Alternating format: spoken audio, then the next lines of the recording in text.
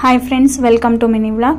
Friends, ಇವತ್ತಿನ ವ್ಲಾಗಲ್ಲಿ ನಾನು ವೆಜ್ ಪಲಾವ್ ನಮ್ಮ ಮನೇಲಿ ಯಾವ ಥರ ಮಾಡ್ತೀವಿ ಅಂತ ತೋರಿಸ್ಕೊಡ್ತೀನಿ. ಒಂದು ಪಾತ್ರೆಗೆ 1 ಟೇಬಲ್ ಸ್ಪೂನ್ ಅಥವಾ 2 ಟೇಬಲ್ ಸ್ಪೂನ್ ಅಷ್ಟು ಆಯಿಲ್ ಹಾಕಿ ಸಾಸಿವೆ, ಜೀರಿಗೆ, ಮೆಣಸು, ಲವಂಗ, ಚಕ್ಕೆ, ನಿಮಗೆ ಬೇಕಾದರೆ ಮರಾಠಿ ಮೊಗ್ಗೆಲ್ಲ ಹಾಕೊಳ್ಳಿ. ನಾನು ಸ್ವಲ್ಪ ಬೆಳ್ಳುಳ್ಳಿನ ಒಗ್ಗರಣೆಗೆ ಹಾಕ್ತಾ ಇದ್ದೀನಿ. ಈರುಳ್ಳಿ, ಕರಿಬೇವು ಸೊಪ್ಪು, ಹಾಗೆ ಟೊಮೊಟೊ, ಶುಂಠಿ ಬೆಳ್ಳುಳ್ಳಿ ಪೇಸ್ಟ್ ಇಷ್ಟನ್ನು ಹಾಕಿ ನೀಟಾಗಿ ಬಾಡಿಸ್ಕೊಳ್ಳಿ. 2 ಮಿನಿಟ್ಸ್ ಆದಮೇಲೆ ವೆಜ್ಜಸ್ ಆ್ಯಡ್ ಮಾಡ್ಕೊಳ್ಳಿ. ನಾನಿಲ್ಲಿ ಬಟಾಣಿ, ಕ್ಯಾರೆಟ್, ಬೀನ್ಸ್ ಹಾಗೆ ಪೊಟೊಟೊನ ಆ್ಯಡ್ ಮಾಡ್ಕೊತಾ ಇದ್ದೀನಿ.